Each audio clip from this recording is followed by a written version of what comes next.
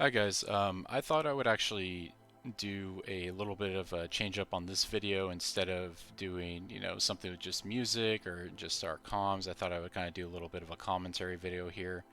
That way, if people have questions about kind of what's going on, play by play, the reasons why I do certain things, pointing out good things I do, pointing out bad things I do, you just kind of overall like speedrun review of my gameplay as well as some of the raid gameplay. I think it's beneficial not only for me, but potentially other people, because I've had a few questions asked about why did I do this, or what weak ore am I using, or what's this macro, and I think it's just a good idea for me to kind of commentate the gameplay overall. The run's about 38 minutes, not quite as fast as we wanted, but we're closing in on that time that I think we're capable of, which is around 35 minutes or faster. Um, yeah, so right away, we're spending a little bit of time finishing up buffs. Things are ticking right now. Everybody's really antsy to get started. But right away, you notice I'm missing weapon stones. That's my mistake. I literally noticed the last possible second. And of course, right as I apply them, we are about to pool. So, it has to do with the fact that I put my frost oils on and kind of made a mental checklist that, I put my weapon stones on. But of course, I messed that up. First pool here. So first pool, run right in. You see I use my Diamond Flask right away. I pop Death Wish. The reason why we're using a lot of cooldowns on this first or second pool is because, if we're anticipating to be 35 or faster, you can't really use it after these first few pools, like Recklessness, unless you want to, only use it once in the whole instance. So yeah, as you see here, we're trying to walk it to the next pack. Um, right here, I do get a little bit of a brief moment to put a weapon stone on. Unfortunately, that does slow us down in general because we should be pulling faster. Um, and I used my cooldowns on the first pull. I believe everybody's kind of using theirs on their second pull here. Um, as you notice, people start to fly up the DPS charts on the right hand side. I have both I'll have both overall and pull by pull DPS in a moment. Um, you know, One thing I probably should be a little bit better about is the target switches here. I still believe it's always better to just start DPSing something, and if you're off on the wrong target for a moment, then just keep hitting something. You want those numbers high. You want overall damage up. So. Um, some people might wonder, hey, why don't you just use Wreck on Scarum, or why don't you use Death Wish? It's kind of a waste because, as you notice, like when he splits, I'm losing this DPS uptime right here. Even though he's pretty close, it still matters quite a bit. So in a speed run, boss parts just don't really matter, nor should they matter. You're just trying to get through the whole raid as fast as possible, and that includes having high trash damage, obviously. Not too much to say here. Kick the arcane explosion cast. Don't cleave down any raid members. Um, yeah, I mean we get one there, but most of us have arcane pots, so it's fine. That weak aura that's being used right there, or that is a weak aura rather, that's being used right there by Para Warrior. As you notice, pretty much all of us have that. Um, Fairly certain all of us have that anyway. If not, everybody should. It's just really good because it spams and it gives people a little bit of a reminder. A little note on that jump: you shouldn't go too far to knock yourself off the mount because you're gonna lose 1 to 2k HP. It's a very simple thing not to lose health on, and cost your healers that little bit of extra mana, because if everybody does it, that's 40 to 60,000 worth of damage that needs to be healed just because people ran off a slightly different angle. Um, yeah, I don't know what happened there. Apparently mounted into a wall or something like that, so I had to remount. I think I should have probably used Badge of the Swarm Guard, not on that last pull. I should have used Earth Strike on the last pull and then Badge on this one. You'll notice my trinkets swapping in and out because I have them, queued in item rack, trinket queue. Coming down into this pool right away, you want to get that Brainwasher down ASAP while we get somebody mind controlled. luckily he's not being chunked down too much. Unfortunately, in a moment, you'll see our mages and some of the other team members kind of dynamite or sapper and just kind of go AoE crazy, unfortunately. It's definitely wise as a warrior to cleave right there. I do something, but I switch to heroic strike right away. And we have two people, our warlock and one of our warriors. They unfortunately die because people just aren't paying attention. That's just bad play that needs to be fixed for our next run. Obviously, warrior DPS losing world buffs at this point, it really sucks because that's a huge loss of DPS. That was just, we kind of weren't positioned all that well in general. You should have had everything in that little cubby area. It would have been smoother. Right there, what I just said earlier about not dropping off too far of an area, that's exactly what I just did. It was a mess up. A lot of people did it. A lot of people lost HP. That needs to be fixed. I am cleaving a moment here because I notice HP looks kind of okay, but I kind of stop it, switch off, move around a little bit. Whirlwinding seems to be okay as long as people aren't going too crazy with our AoE, and because we're not super melee stacked, a handful of people cleaving and whirlwinding seems to be okay. Oh, right here, this kind of sucks. I, get a combat pulse, so I can't mount up, lose a lot of DPS time, 5, 6, 7 seconds. I should have popped Death Wish beforehand. Unfortunately, I could have used Badge in this case too here for a better boss parse. It's kind of up to people if they want to do that. I kind of like to do it just because also it helps get the little bugs that spawn down a little bit faster. But yeah, this could have been a much better pool in general, or we could have been a little bit more prepared. Less people dying beforehand, as well as people not taking as much fall damage, would have made it so that we're all right on top of the boss right away.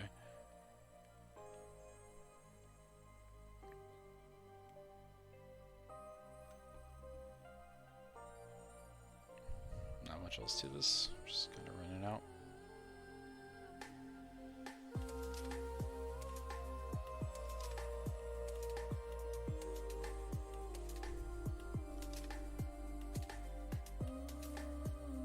Oh, another fix that we're going to be doing next time is all those Vecnus warriors and guardians and all that good stuff in the hallway.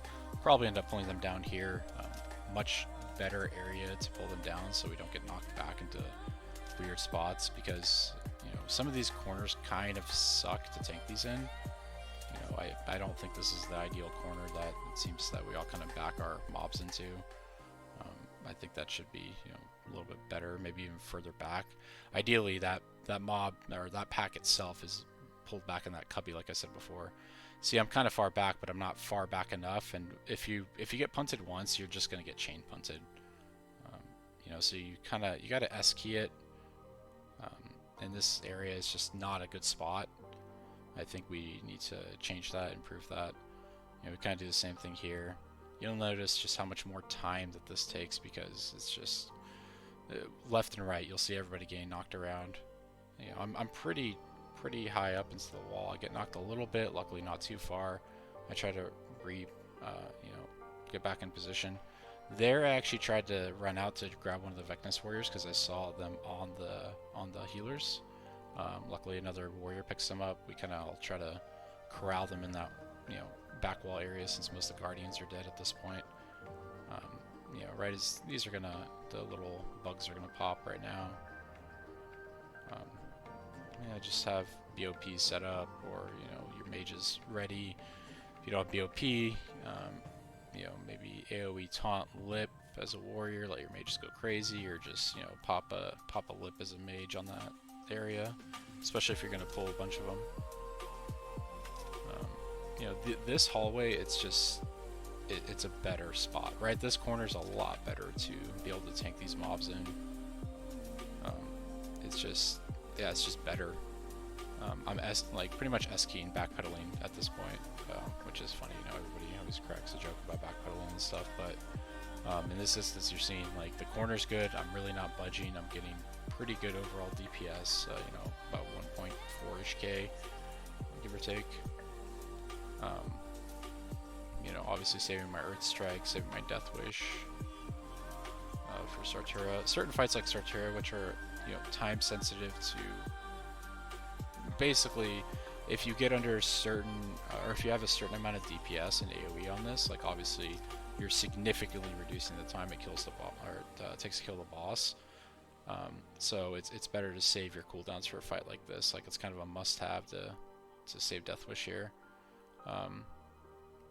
Yeah, and it's fight like Fankris or something like that, it's not really as necessary. You can just kind of regular DPS because it's not going to matter. If you notice, I actually wait here to lip, and there's a reason for that. I don't want to lip right away and just potentially have a stun come out on Sartura, kind of waste my lip timer. So I wait until I get hit a few times, that I'm kind of in a danger zone, then I lip. That way I can kind of maximize my uptime on the boss, and I get a few heals chucked at me. And if Sartura is not spinning at that time and starts spinning again after my lip is down, I could get a handful more swings in. By that time, yeah, Sartura should be dead. So yeah, here it's just everybody knows the gauntlet. Kill the blue bugs first. I kind of dynamite at will here.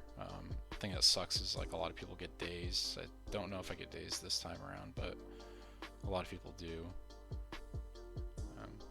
Keeping eyes on some of my timers at the bottom. You can see for my consumables, that little thing that looks like the Gordok Green Gog. I obviously don't have that on because I don't want to reach a buff cap issue. But everything else, I can open up my character panel, use that weak word, click one of the consumables, and kind of quickly be back in the game. So it's kind of multiple things help me monitor my consume usage, my buffs, all that kind of good stuff. I try not to overdo it, but I think it's just it's quicker this way. It's helpful. I don't have to go searching for anything.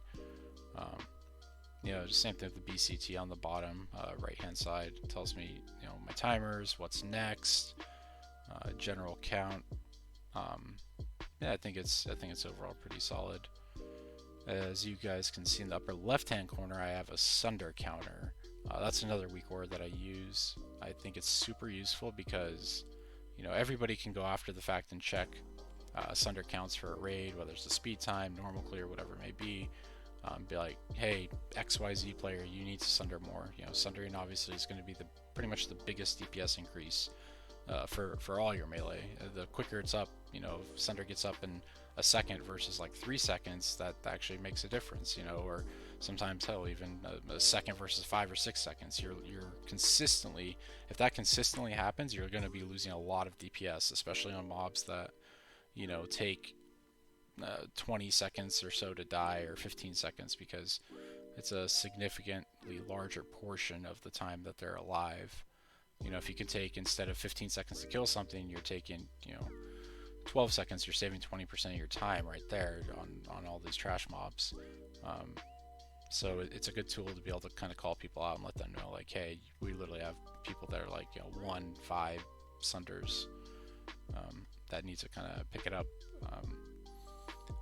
And yeah, I think it's like I said, it's just good to have in a live setting. Right here, switching for Viscidus, we pulled the Scorpions back on Fankris there. Fankris is kind of a tank and spank unless you get the little worms that come in. You need to kill those. Not too much to be said there. NR set here. You don't need to have high DPS, obviously, on Viscidus, but it's a good idea to have a weapon swap macro. And a poison cleanse bound, whether it's elixir of poison resistance or anti-venoms, just have it bound to one of your abilities that you use pretty often. Obviously, for me, it's Heroic Strike. It doesn't put me on the GCD. I can use things right away. You notice my poisons pretty much instantly get cleansed. And I kind of mess up there because I switch back to Zerker stance, and you see my weapon swap because that's tied into my Zerker swap.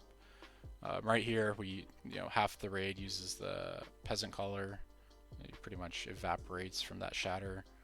Switch to regular weapons here. Not 100% necessary, but I think it's a good idea if you're quick enough about it. Again, I should have swapped my binds for my weapons really fast because I'm a little slow this time around with my icy weapons on.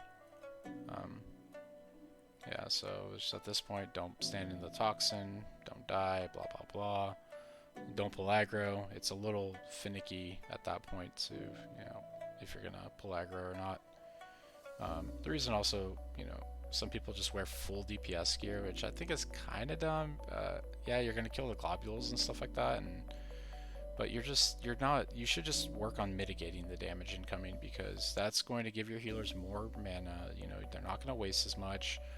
So as you're running out, when you mount up, you know, you approach that next pack of, I think, scorpions, and you know, your healers, instead of, let's say, at, you know, 20 or 30% mana, they're maybe at like, you know, 50 or 60%. Yeah, right here, everybody's gonna laugh. The first time I've ever done this in a raid, you know, I go to run off the side for a second, and I realize I miss it. I didn't realize it was gonna push me down to the ground like that. Sucks. It is what it is. You know, again, first time it's ever happened to me, but unfortunately, it seems to be a common occurrence for people. And unfortunately, looks like we had somebody actually die. So that's just, again, poor play on a lot of our ends. That was, you know, I see that a little too often for my liking, but I don't think it'll ever happen again. Not a bad idea to put mount gear on here. I think I finally decide, hey, I need to kind of catch up a little bit to some people. You know, for the Cthulhu run, everybody obviously puts on mount gear that is, you know, trying for a faster speed clear, but right here is a good idea too, because I mean, just ran for what, 30-40 seconds, something like that.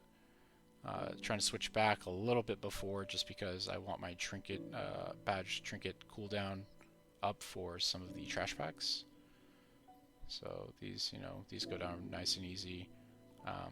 If you have your anti-venom or, again, poison resistance elixir bound, these packs should be a joke. If you're gonna pull like 3 packs at once, there's a little bug that a certain mob could give you that debuff twice, but if it gives you a debuff the second time, the itchy debuff, it'll actually immediately apply a poison. So if you're gonna pull 3, let's say 3 packs of those, just fap. Like, it's a better idea just to fap and not have to worry about the you know, be immune to the actual poison debuff. Here I probably should have used badge right away. I believe I use it on the next pack. It's, you know, not awful, but another 10-15 seconds I could have saved on a cooldown timer for my trinket. Yeah, generally speaking, you're gonna want to, again, trash is the most important part of this whole entire instance, especially post Twin M's. You just want to, you know, pump out as much as you can. Like, you should have high, if you're doing a somewhat competitive speedrun environment, you should have high enough DPS to be able to kill most of the bosses within, you know, a decent timer. Like Huhu, you should be able to kill her fast enough not to have to worry about too many people potentially dying due to the enrage and all that good stuff.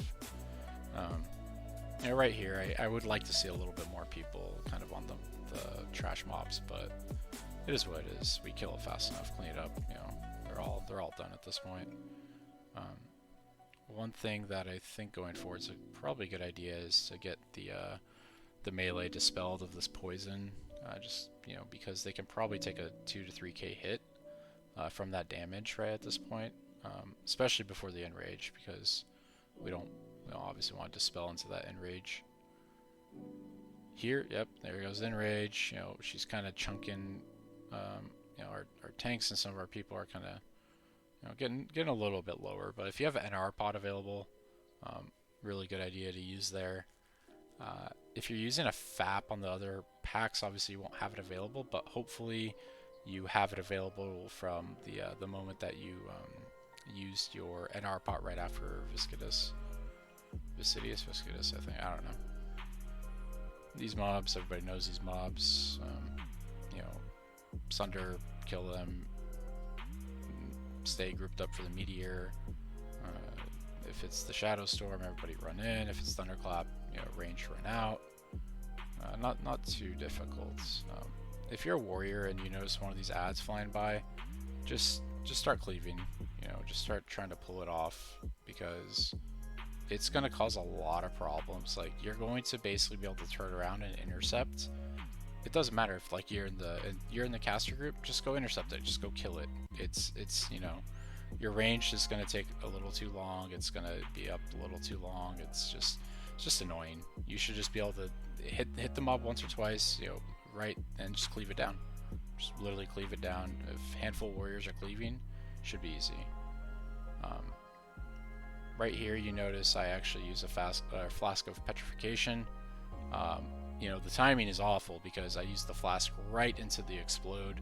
I thought I had my cancel aura macroed for it, and unfortunately I didn't. But you know, I just wrote out that flask. He exploded. I didn't take any damage, and then right afterwards, you know, canceled it, and then put up a, you know, you'll see right here another flask of the Titans. A little bit of an expensive maneuver, but you know, you're losing 30 seconds there, and if your speed runs are, you know, 35 minutes, approaching 30-minute mark, that's a decent amount of time to lose your DPS. So definitely a good idea if you're trying to kind of min-max and, you know, get as much uptime as possible. I think I already mentioned the Sunder Weak Aura, but the secondary one that in this Say Chat, I kind of modified one that I found, and it just literally always says Sunder faster. That took X number of seconds. It doesn't matter if, you know, Sunders take half a second or if they take 5 seconds. It's a good reminder. I feel like in general people will just Sunder more. Yeah, it's just helpful.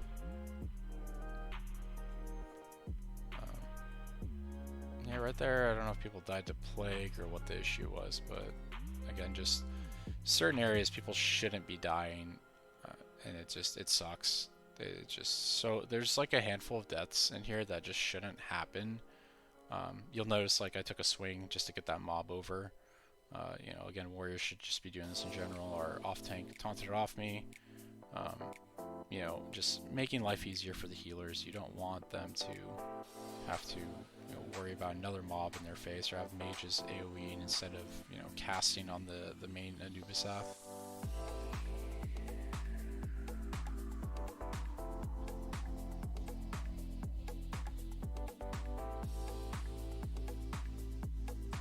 Depending upon how fast you start this RP, not a bad idea to check crit stones at this point. You notice I said it in raid chat just there. I think chat in general is a good idea just because you get to see the emotes of different mobs and like what's going on. You know, it also kind of shows you what other people are potentially saying, maybe with their weak auras and whatnot.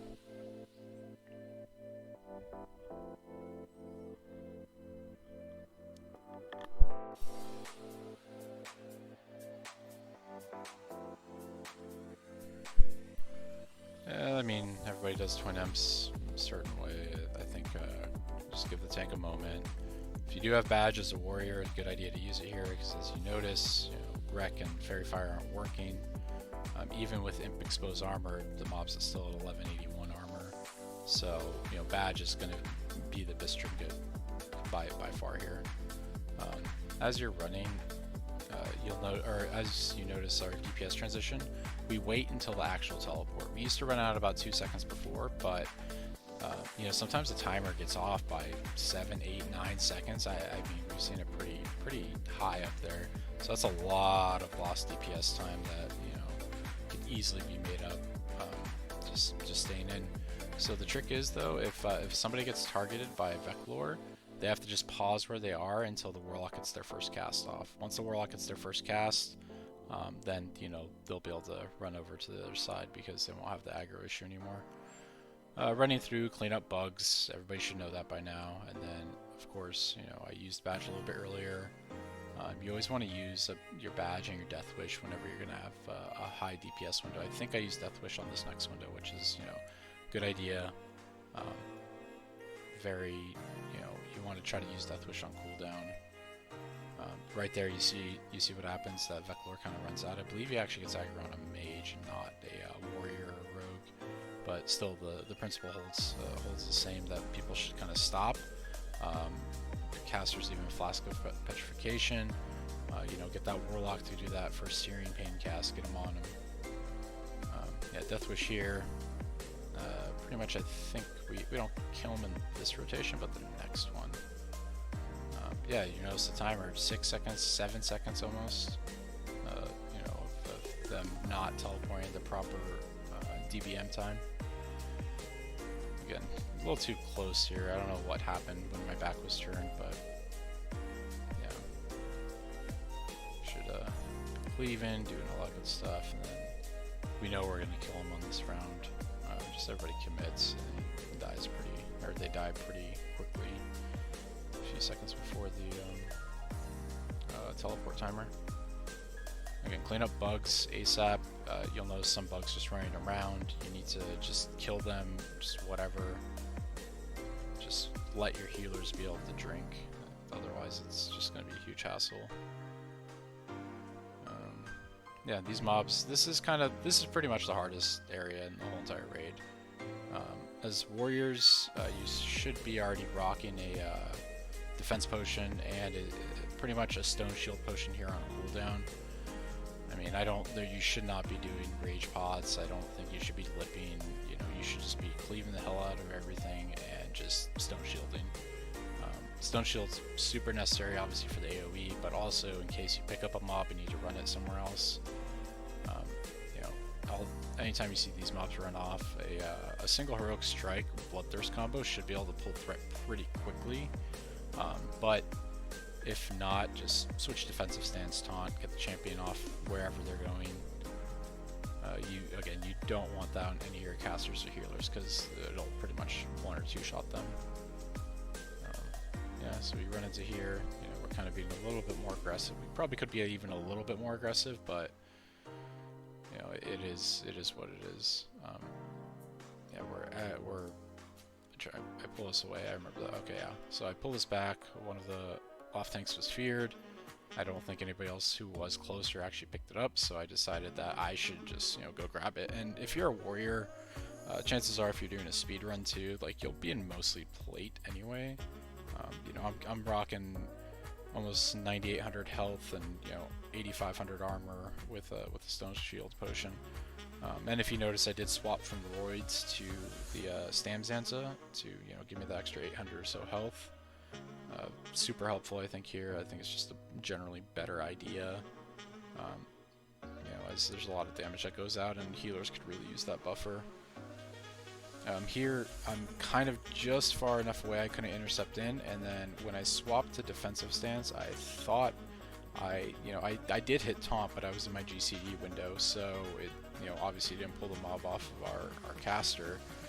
I mean, in general, it was slow on my end, but it was kind of, you know, just a warrior mess up in general, because anytime you see that Karaji warrior running into your group, one of your warriors needs to pick it up. Otherwise, you know, dead caster, dead healer, all that does is just waste more time.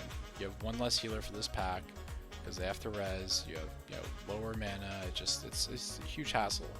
And if anything, you'll actually increase your DPS because you don't have to wait as long for some of these. You know, if one of the DPS dies, especially if it's a mage, then you're, you know, losing out on all that good AoE DPS right here. So you're actually lowering your DPS if you don't go pick up one of those extra mobs that runs away. Pretty standard stuff here, kind of using Death Wish as I can with my trinkets. Yeah, if you notice there, like I kind of target a few different things just to make sure it kind of gets off of our caster area. We should have killed that champion faster. Oh, I called it a warrior earlier. Yeah, champion. Yeah, that was just, you know, shouldn't be killing it that slow. I was about to pull this mob off until I noticed one of the warriors grabbed it. Yeah, just kind of spreading my DPS around a little bit just in case I need to get a little more aggro on anything.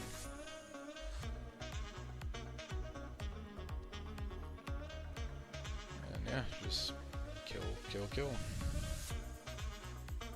One thing that I tell people in order to kind of increase their DPS in general is that you just need to be kind of hunting, if you will, like very aggressive, like you're hunting for your DPS. You're not kind of waiting too much. You're not stupid, but you're being very aggressive, but you're being smart about it, because 95% of your DPS is going to be keeping Bloodthirst Whirlwind on cooldown and just hitting stuff.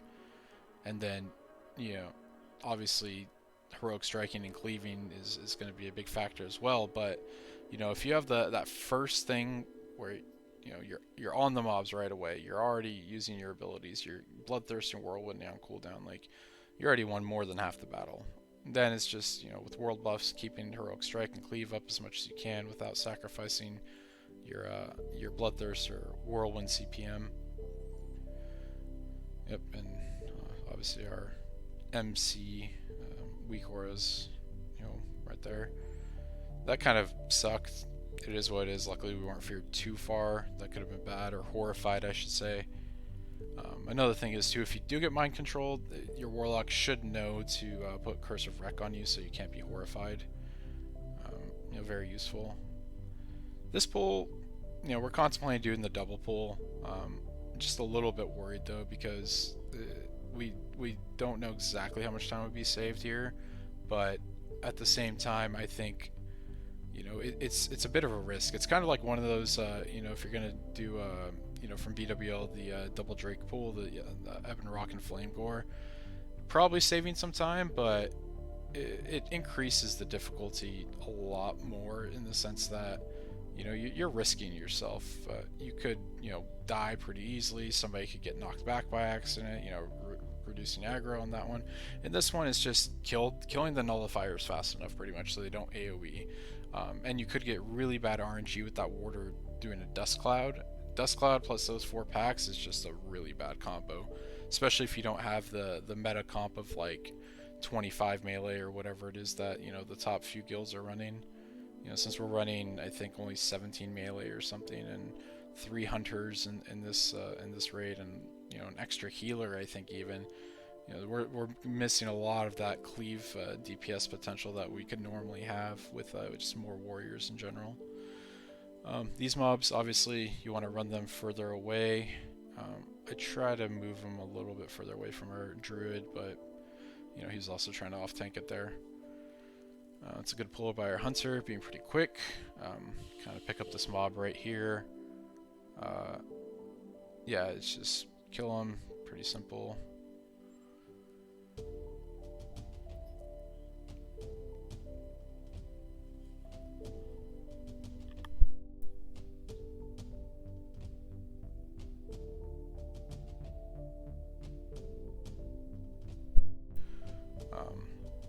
Yeah, those mobs come in kind of the last, 20%. Warriors kind of need to pick them up, so it's a little bit of a hassle. But obviously, as we pick them up, the warder obviously does the Dust Cloud, so it's a good idea. Just kill them as soon as possible, get them out of here. Get those AoE down. I think at this point you should not be Death Wishing anymore, or maybe even the last pull you shouldn't even be Death Wishing, just because you want that for Oru.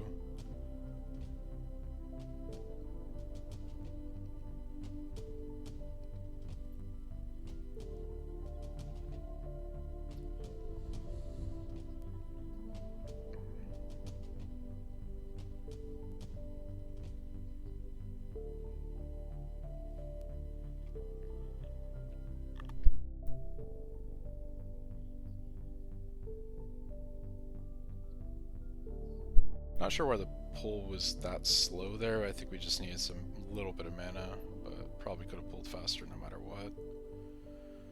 Same thing, kill this guy as fast as possible, get the nullifiers down, blah blah blah. I'm just gonna stick to him because I know the nullifier was gonna be killed pretty quickly. Always a good idea to pretty much drag mobs forward so everybody kind of gets running forward. It saves a few seconds here and there, but if you consistently do it, it can add up to a decent amount of time in the overall raid. Going into Oru, looking at my buffs right now, everything's good. I'm not gonna have to worry about rebuffing anything pretty much at this point because my timers are gonna be above the clear time. Just have somebody run in defensive stance with the shield. Just kind of go to town, get your tanks Death Wishing, maybe even last stand, or your first tank, your last stand Death Wish. I don't think a wreck is a smart idea. I think that just you're gonna take, or if it's pretty hard, so I don't think it's a good idea to necessarily do that. But even with just Death Wish, it should be more than fine to keep up the threat. Our Feral Druid with MCP rolls in as second tank. It's pretty obvious we're going to get a third tank transition in here, but kind of towards the end. Try to time Death Wish there. Pretty good timing, I'd say, almost exact actually. Also, for some of those sweeps, probably a better idea to run out for a split second. That way, you know, you can't intercept them twice.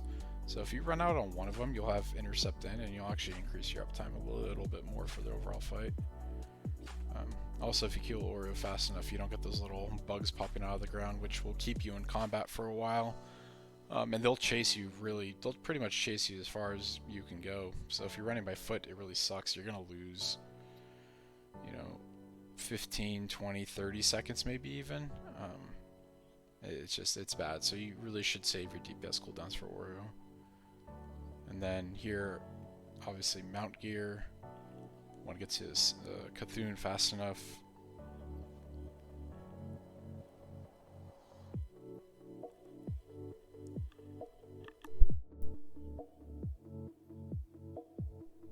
Forgot the exact time differential, but I want to say you probably save about 10-ish seconds, 10 to 15 seconds here if everybody has mount gear on. Yeah, and I think you can probably see my screen's black a few times because I'm Alt-Tab to tell some of the melee their new group assignments because, you know, we're only doing 2 per person in each position for DPS, so you know, we have like 1 or 2 tanks I think off to the side. So I just had to double check that for everybody.